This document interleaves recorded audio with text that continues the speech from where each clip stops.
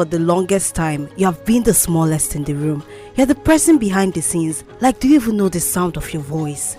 What do I sound like? And you have stories, ideas, and opinions buzzing in your head. It is time for you to level up. This is the place for you. You are the main character here, and your story matters. I am Chiwendo, and this is Ordinary. Hey you, welcome back to Ordinary Podcast. It's your girl Chiwendo, the girl with the sizzle and burn. I know it's been long I said that intro, but yeah, there you have it. How are you doing? Hope your day is going well. Now, I have a confession to make, right? We just entered the new year. And this episode, I recorded it last year. Do you understand what I'm saying? Mm-hmm. Do you understand what I'm saying? No. This episode is coming out next year.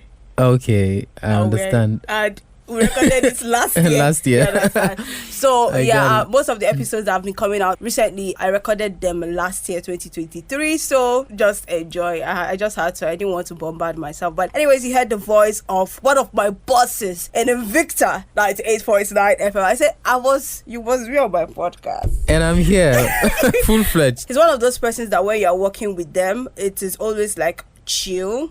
I twisting your face. Okay, your face is okay. Okay. I want to compliment you. He's always like one of those persons that when you're walking around them, you feel free to ask questions. Like, if you have watched my Miss World pageant video, he was the one that's like, I think we were discussing that day. Yeah, and you brought it up. You know, asking him questions, having discussions in the studio is always fun. So he makes like working in production fun. Not only that, there's another thing. Like when you walk around me, you're going to walk. Oh. Bro, anytime he enters the studio, he's like, Chiwe, how? I'm like, okay, here we go again.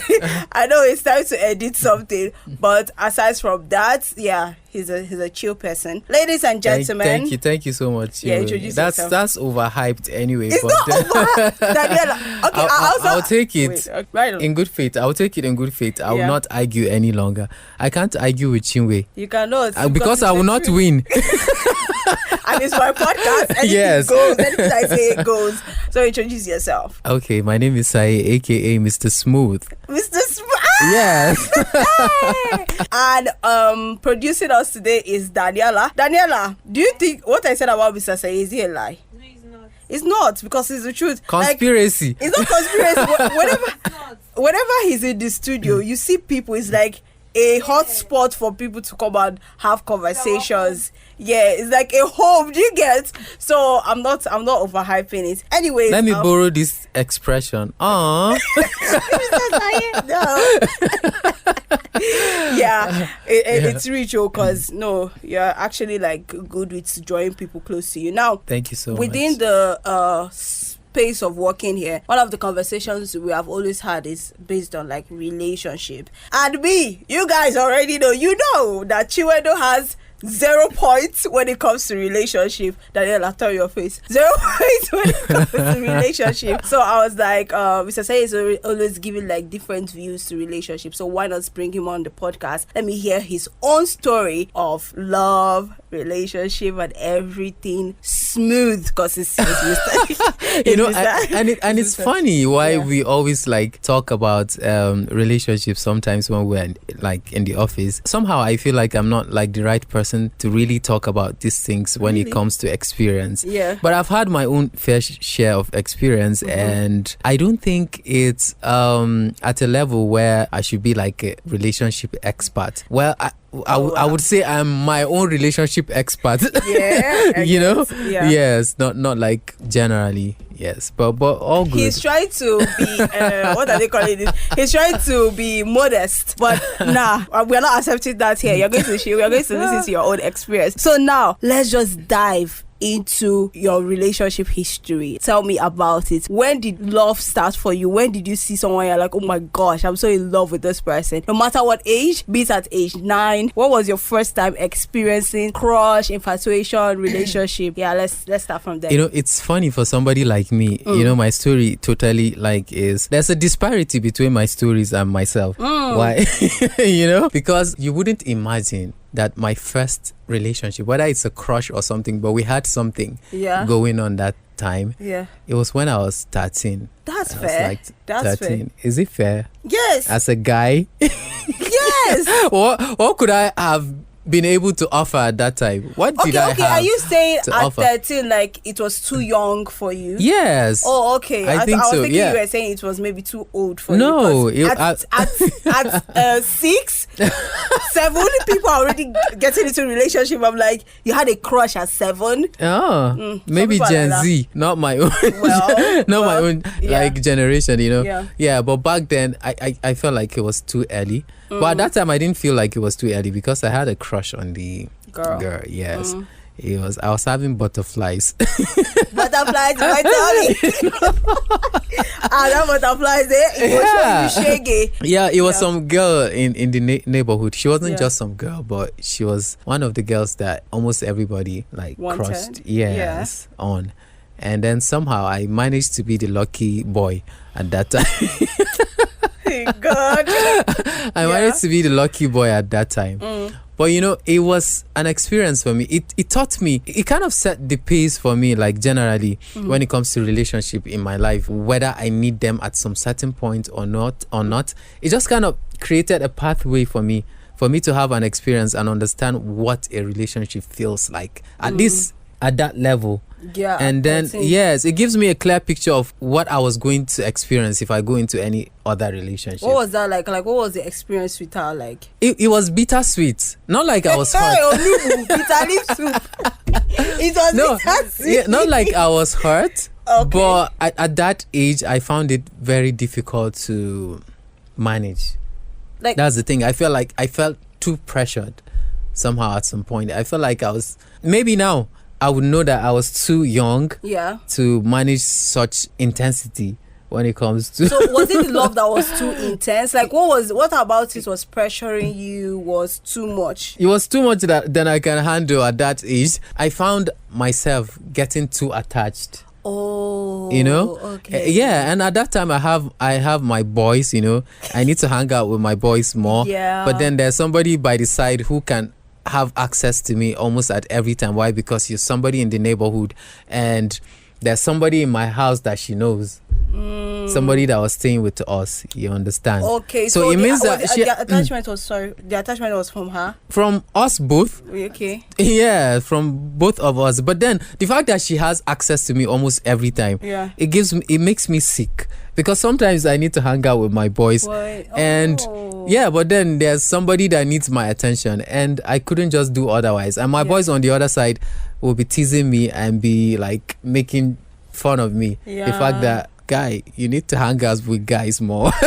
And I get you and this guy are all over yourselves, and so it makes me like feel pressured. On the other side, I couldn't handle the criticism from your guys. Yes. On the other side again, I need to manage love a relationship, you know. So it was too much for me, truly. It was too much for me. And looking at the fact that I was just in school that time, and I was just a schoolboy, and everything just come like pressuring me, and I felt too incapable of managing everything together, like holding everything together. Yeah. So at some point I had to let it go. You're the one that broke up with her? Yes. At that time I didn't know it was called breakup.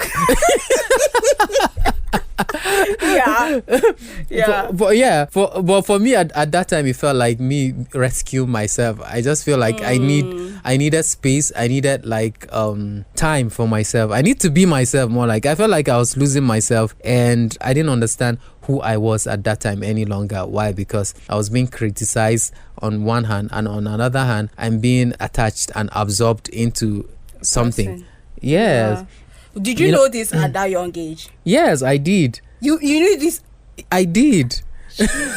What did a 13-year-old thinking like this? Well, that's because maybe the kind of person I am. I grew up as somebody who is I'm more introverted. And at the same time, I'm a kind of person who always like to be by myself. Yeah. Although I have friends and I can go out and play with my friends, sometimes go out, but I'm the kind of person that I still create time for myself. I'm not the kind of friend that if you have me as a friend, then you can access me all of the time. You come and pull me out to go do something. No. I always want to have time for myself. So within those times, I always think I always like observe things and I make things too, because when I was growing up I used to do a lot of things, like create things. I sketched too at that time. So I was artistic and at the same time a thinker right from when I was like Wow. For at some, young for age, someone so. at 13 to think that they were already knowing their attachment styles, they were receiving criticism. That was like, wow. I don't think I was even thinking about that. Wow. So I felt like I needed to break away from that kind of, like, if not, I was going to completely lose it, like lose myself. So I just told her, I wrote a letter, because that time we had like so much exchange of letters. Letters were flying everywhere. What 1991 was this? Like, can you remember? Well, maybe that would be around 97, 98. I'm not sure. Fairly early. Okay, so you see why it's called Mr. Saye? You don't break up with her by ghosting. No, yes, I didn't ghost. Actually, You wrote a letter. I wrote a letter and I told her that at this point I'm just a young boy and I need to concentrate on my education. I feel like too pressured, and I would want us to at least like not do this again. Yeah. You know, she was really, really angry. She felt really bad and she expressed it, and it almost turned into something else. But what did it almost turn into? Maybe like into some sort of conflict, you know, because she was really, really upset with me. And but I knew that it was what I needed to do, and I was determined to do it. So it was your first time breaking someone's heart? Yes. So your first relationship, you broke the person's heart. Wow. All right. Well, you know, at that age, I didn't really know it was breaking somebody's heart. Yeah. Yes, I just felt like you just had to do it. Yes, I had to do it. And at that point, I started thinking for both of us. I was like, we were too young. And really, like, it's too much for people of our age, you know. Yeah. So do you still talk to her now? Do you still see her? Yeah, some years back, like, we sort of like reconnected. That was on Facebook. Yes. And Facebook connect. Yes, and we talked a bit. She's not in the country. She's back to Ghana. She's from Ghana. Yeah, so her dad was a lecturer in ABU that time. Yeah. So, but then he was always going to Zaria and coming back. But he died at some point. So that was when she had to move back to Ghana, and that was like 3 or 4 years after our breakup. Our breakup. Yeah. Okay, so was the connection, like reconnecting back to her, was it weird? It was normal, but no, it was normal. This is the thing. I wasn't reconnecting with her, or we weren't reconnecting to remember, like, or what try happened? To reconnect the relationship again. It was just like, we are now adults, and for the fact that we've had this friendship at that time, it's something that we should reconnect and like still be friends, not like. She's not married, but is she married? I don't know. Maybe she's married now, but at that time she wasn't. Mr. Saye, my hookup brain is working here, but it's all good. No. It's all good. It's not going to happen. Why? Well, because we were just kids, you know. It's not that kind of. It can't be. What you're thinking about only happens in movies and books, you know. Yes. Yeah. After that one, what happened? Like after that relationship, which other relationship did you get yourself into? So you see, after that relationship or whatever it is we can call it, it set the pace. It kind of put me in a place that anytime I'm going into a relationship, it's big work. It's not just me just having a relationship for having its sake, or just feeling butterflies and like starting something with someone. So I felt like I needed to be ready before I start any relationship. So it took me like more than 10 years. I was over 25 when I got into the second one. Yes. That is massive. Yes. It was. I said that is massive. So it took me that long. Yeah. And even like within those periods before that time, I never felt like I was ready. to get into any relationship, and I never felt like pressured. I just felt like it was nothing really that I would. It wasn't that important, and it wasn't that. There's nothing really extraordinary about it that people like always want to get into relationship. Yeah, it didn't feel like something I was eager to get into. It just felt like I needed to be ready. What does ready mean for you? For me, readiness means that I need to, like, mentally have a space in my mind that I'm going to deal with whatever comes with it once, and I'm going to like give it the kind of commitment that how do I put it? For me, I feel like it's needed for the relationship to work. Yeah. And then thirdly, that I'm not just going to leave like I did the last time. That's a good way to think about it. But in my life here, I would say that why I've not entered a relationship is because number one, I don't feel like I'm ready to commit to somebody, or I don't even think why. Like, do I even need it? So I was like, don't worry, when the right time come, I'll know and I'll be ready for it. But another question that pops up is, when would I be ready? Do you understand? Yes, I understand what you're saying. Yeah. So do you think you would ever be ready? Yes, I got ready. Finally, that was why I got into another relationship. Okay, let's get into that.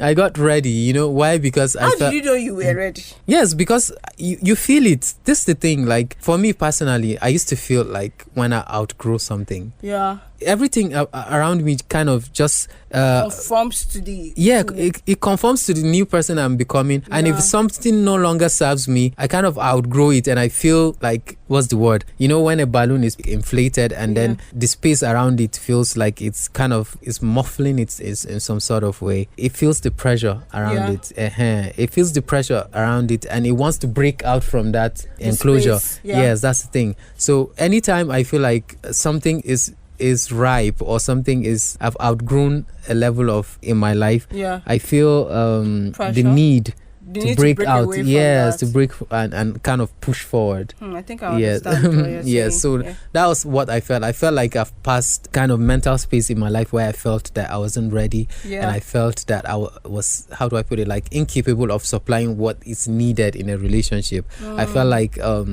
I needed to break out from that, and I had the capacity to really confront this and do it like head on and with more confidence. We actually here, we're blowing things up, like, let's get it in and work it. Yes. So when you got into the second one, like, how did you meet her? So it was funny. The second one too. It was crazy. So after that long years of waiting, I met someone. She's a friend of my friend. Meet your friend of your friends. She was a friend to one of my friends. A lady friend of mine. So so somehow we started liking ourselves. So at that time it was like a forbidden romance, or what do you call it? Forbidden passion. Passion, yes. It was like tell me about them. Passion. So this one, why was it forbidden? This is the thing. Around that time, we had just like finished secondary school. Me, I finished for like with secondary school. I had like after some years, but she was like she had just written the exams, SSCE, and had graduated around that time.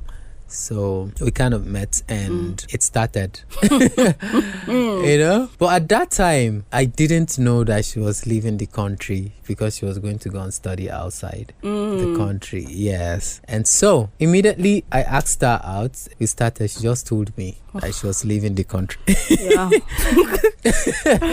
And she was skeptic. That was why she wasn't sure if she should accept. Yes or not. But anyways, she accepted. She accepted, cool. And after like 5 months, she was already out of the country. And at that moment, I just felt like if she's going out of the country, this is not going to work. She's going to be like spending like 5 to 6 years there or something, because she wanted to do masters too. And you know how it is. And that time, the internet was not so easily accessible like it is now. If you want to do something, you have to go to the cafe. So even if we're going to send emails or Facebook messages and stuff, yes, that would not be as easy. You know, we actually continued even while like during her first year and that. But ever since she went, I just felt like no, there's no need. We really had to like call it quits at some point. Are you the one that broke up again? No, I didn't break up. We just had mutual consent. So she came back after like 2 years. her second year. So when she came, we now met, and then we got talking somewhere, and she asked if I had someone. I said no. Yeah. And I asked her the same question. Then she said no, but she said that there's somebody asking her out there. She was like, she hopes she's not the one that is leading me into not like getting it. I said no. I said it's my own decision. Yeah. And it doesn't mean that if you're away, then I need to have somebody. I don't feel like I always need to have someone. Somebody else. Like I'm a sufficient person by myself. Period. Yeah, I'm sufficient all by myself. Yeah. You know, you don't need someone to complete you. Yes. Okay. So at that point, we just decided that well, from this point on, let's just do our lives. So you now broke up officially. Yeah, officially, yes. It was sad, but it was somewhat good. Yeah. Because yeah, I didn't know how I would have been pursuing that kind of relationship. True, yes. That's the thing. It was easy, but how do I put it? I won't say the word is not. It was easy. I think it was the best. That's what I should say. Yeah. It was the best choice for people. Okay, so when the relationship broke off, did you feel like, now wow, your readiness crash land? Like it crash landed, yeah. Did you think that like? Okay, no, I didn't think that, because this is the thing. It's not like I was just looking for a relationship. We just connected. That was why. Oh, okay. You know, this is the thing. It was not like at that time I felt like I was looking for somebody. Something is missing, and I went finding. Yeah. You understand? It was just that we clicked. That's why. So if I did not have that kind of connection with someone, I wouldn't really go into any relationship. You know? Yeah. Not like the people who just decide that. Okay. Okay. Yeah. You know. Most times, I think in my life, most times the people I've liked, it just happened by. It was just a happenstance. I didn't say that. Oh, this one, maybe like it's just like. But nowadays, I'm controlling this baby. Like, I don't they like anybody again. Everyone should go and sleep. But why? Why has that happened? What happened that changed everything? Okay. I feel like I select the wrong people. Do you get? Like, it feels like my heart wants people that are not available. Do you get? People that will not reciprocate. So it has happened like consecutively.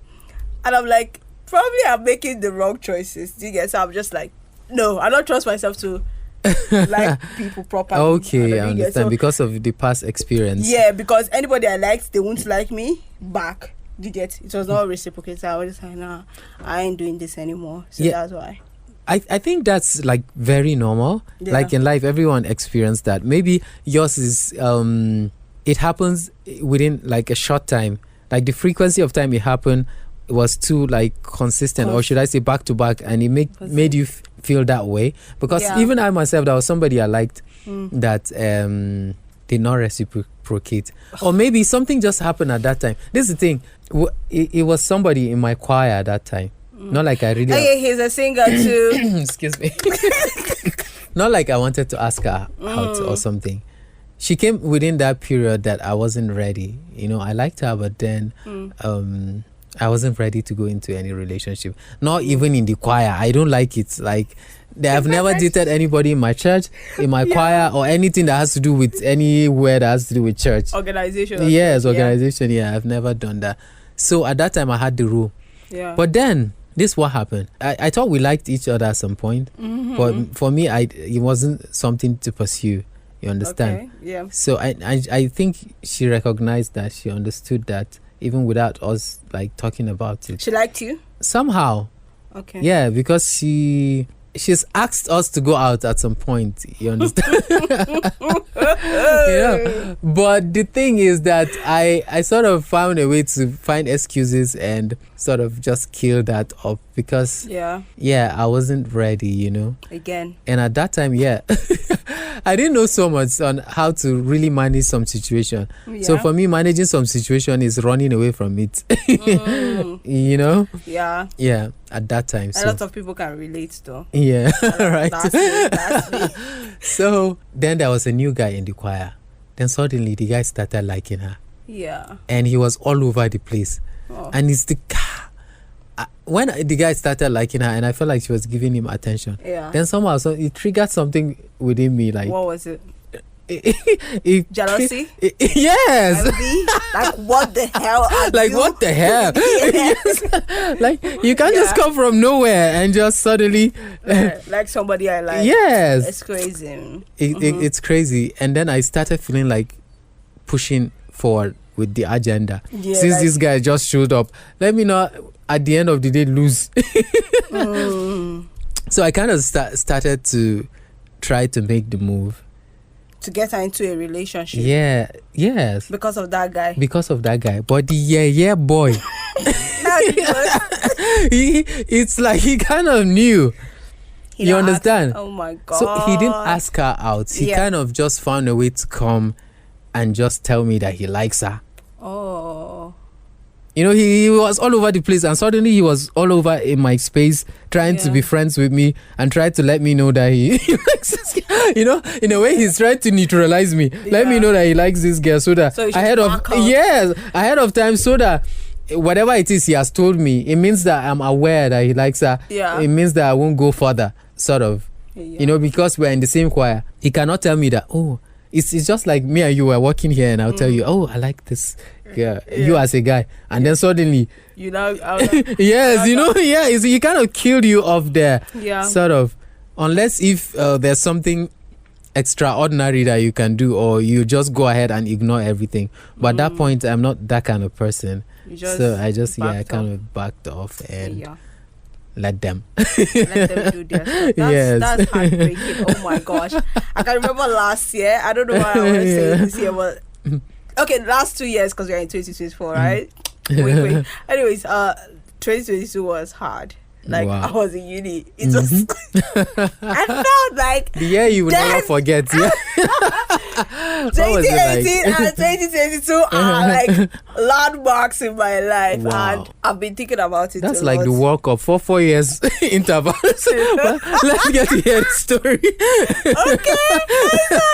All right. Okay, so 2022, that's when I started working properly, and I think that I started working because I wanted to numb whatever pain I was feeling, and that's why I think I'm burnt out now. Like, I'm exhausted. Most times I don't feel like doing anything because it felt like I started working excessively to just like lose focus of whatever emotional pain I was going through. I don't know whether that makes sense. And now that energy I was using to start work, that fuel that was leading me to start working, has been expended. So now I need energy to refuel. Like, I think that's why I get tired excessively, because when I started working in Anambra State, I was working with all my energy. I spent like the real like 9 to 9. I spent like half of my life at work because I didn't want to focus on my life. I see. And then NYSC then came. I started working in Invicta. I was still putting that energy, but then it's almost a year since that time. The time I started working, and I'm just like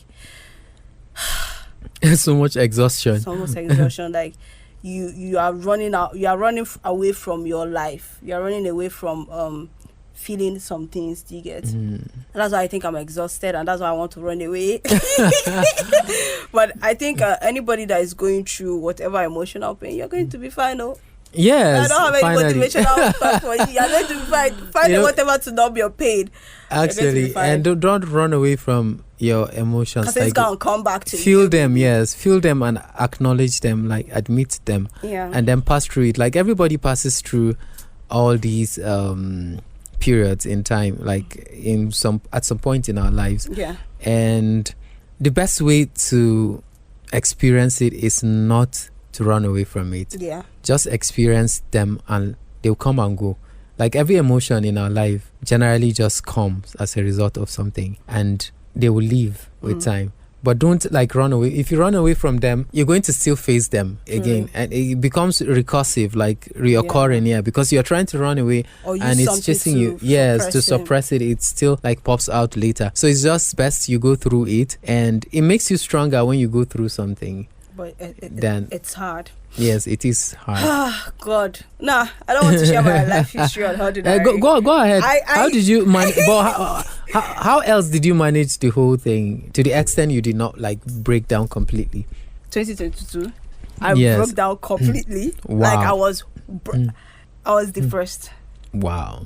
So what happened was, oh my gosh. Okay, so what happened was, it was around September 2022. So we normally do like New Year festival in my mom's village, right?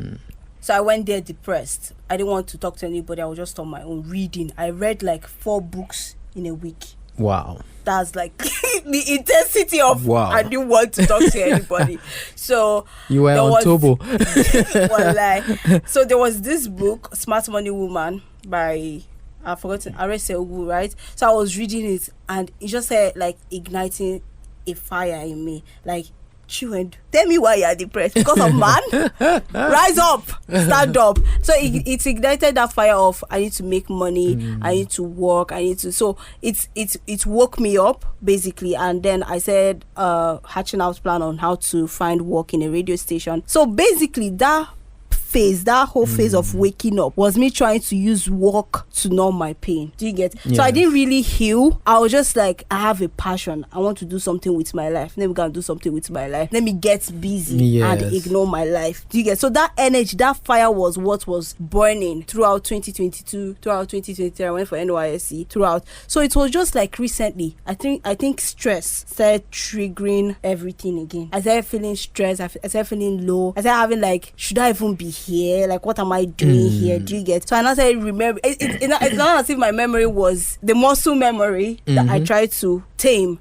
Started rising again. Like, do you remember in 2022 when XYZ happened? Oh yes, this thing that is stressing you now. That's what you used to numb it, and we are tired. Do you get? So it's as if you are using alcohol to numb your pains, and the alcohol is like, don't worry, you cannot do this work again. Feel your pains, and stress triggered it, and I'm just like, I started remembering everything. I just started growing numb and indifferent again. But I was like, I don't want to go back to that place of feeling like that again, because it was terrible. It was bad. So I was just like, I would cry. I would tell Jesus, please, I'm begging you, take my heart. And I think one thing that also caused it was Instagram. I had gone on Instagram and see pictures of people. I'm like, all of you should burn. You are the ones that caused me pain. Are you enjoying? Like, what the hell? Are you serious? So, yeah, Instagram also caused why I felt like that too. But I think I'm getting better. I'm learning how to just